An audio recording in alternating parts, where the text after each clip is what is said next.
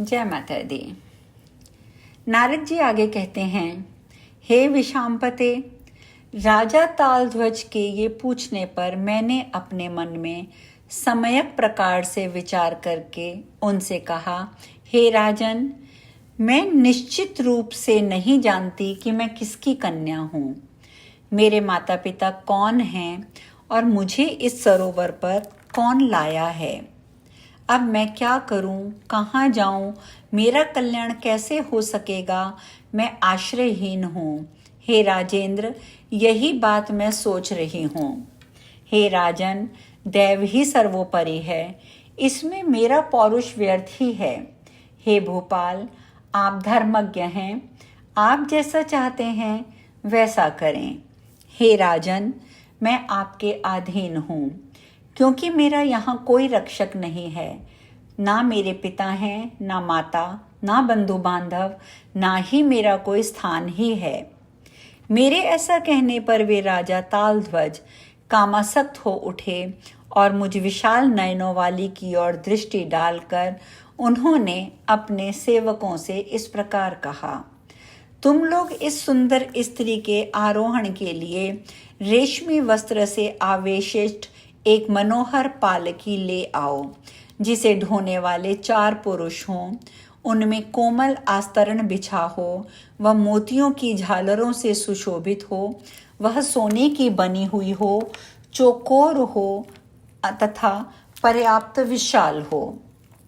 राजा की बात सुनकर शीघ्रगामी सेवकों ने मेरे लिए वस्त्र से ढकी हुई दिव्य पालकी लाकर उपस्थित कर दी।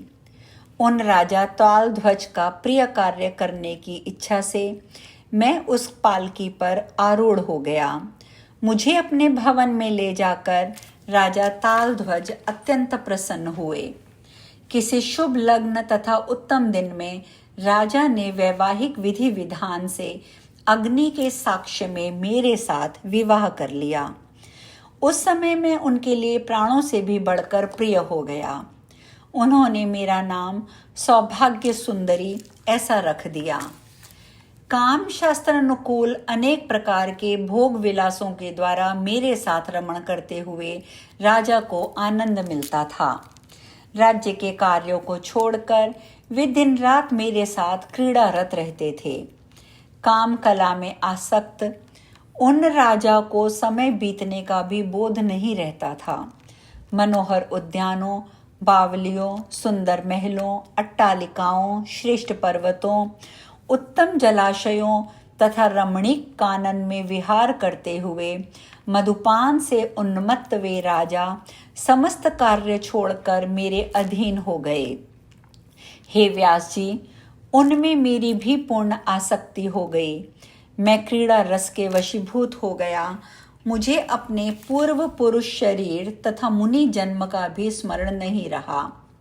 ये ही मेरे पति हैं और इनकी अनेक पत्नियों में मैं ही इनकी प्रिय पतिव्रता भार्या हूँ। संपूर्ण विलासों को जानने वाली मैं इनकी पटरानी हूँ। इस प्रकार मेरा जीवन सफल है, ऐसा सोचती हुई मैं दिन रात उन्हीं के प्रेम में आबद्ध रहती थी तथा उनके साथ क्रीड़ारत रहती थी। उस समय उनके सुख के लोभ में मैं सदा उन्हीं के अधीन हो गई। मेरा ब्रह्म विज्ञान, सनातन ब्रह्म ज्ञान तथा धर्म शास्त्र का रहस्य पूर्ण रूप से विस्मृत हो गया और उन्हीं में आसक्त मन होकर रहने लगी। हे मुने, इस प्रकार काम क्रीड़ा में आसक्त मेरे वहाँ विहार करते हुए 12 वर्ष एक क्षण की भांति व्यतीत हो गए। मेरे गर्भवती होने पर राजा को परम प्रसन्नता हुई। राजा ने विधिपूर्वक गर्भ संबंधी संस्कार कर्म संपन्न करवाया। गर्भ के समय मेरी मनोवांछित वस्तुओं के विषय में राजा मुझे प्रसन्न करते हुए बार बार पूछा करते थे। तब अत्यंत प्रसन्नचित मैं लज्जा के कारण कुछ भी नहीं कह पाती थी। 10 माह पूर्ण होने पर ग्रह, नक्षत्र, लग्न तथा तारा बल युक्त शुभ दिन मुझे एक पुत्र उत्पन्न हुआ। राजा के भवन में पुत्र जन्म का उत्सव मनाया गया। पुत्र जन्म से राजा परम प्रसन्न हो गए।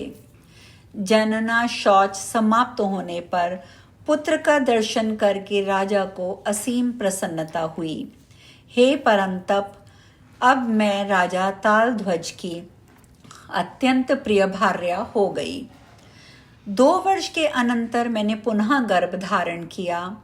यथा समय सभी शुभ लक्षणों से संपन्न दूसरा पुत्र भी उत्पन्न हुआ।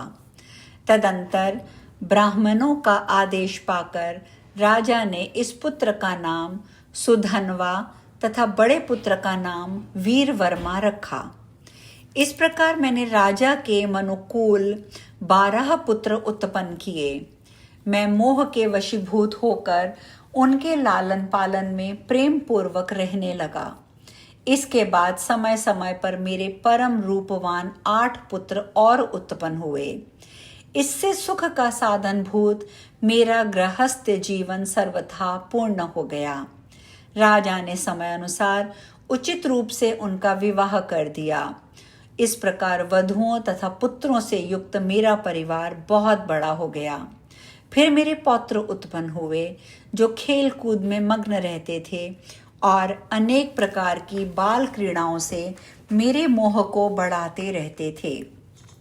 कभी सुख समृद्धि मेरे सामने आती थी, कभी पुत्रों के रोगग्रस्त होने के कारण चित्त को अशांत कर देने वाला महान दुख भी भोगना पड़ता था। कभी कभी पुत्रों तथा वधुओं में परस्पर अत्यंत भीषण विरोध हो जाता था। उससे मुझे संताप होने लगता था। हे मुनिश्रेष्ठ, संकल्प से उत्पन्न इस सुख दुखात्मक तुच्छ भयानक तथा मिथ्या व्यवहार वाले मोह में मैं निमग्न रहता था।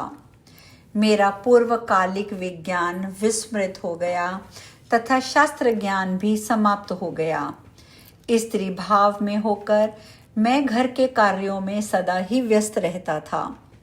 मेरे ये पुत्र महान पराक्रमी हैं और मेरी ये बहुएं उत्तम कुल में उत्पन्न हुई हैं, ऐसा सोचकर मेरे मन में अति मोह बढ़ाने वाला अहंकार उत्पन्न हो जाया करता था। मेरे ये बालक पूर्ण तत्पर होकर घर में खेल रहे हैं। अहो, इस संसार में सभी नारियों में मैं अवश्य ही धन्य हूँ। मैं नारद हूँ तथा भगवान ने अपनी माया के प्रभाव से मुझे वंचित कर रखा है, ऐसा मैंने अपने मन में कभी भी नहीं सोचा। मैं सोच ही नहीं पाता था। हे व्यास जी, इस प्रकार माया से मोहित हुआ मैं केवल यही सोचा करता था कि मैं उत्तम आचरण वाली एक पतिव्रता राजमहिषी हूँ। मेरे बहुत से पुत्र हैं और इस संसार में मैं बड़ी ही धन्य हूँ। हे मानद, इसके बाद दूसरे देश में रहने वाले किसी महान राजा ने मेरे पति के साथ शत्रुता ठान ली।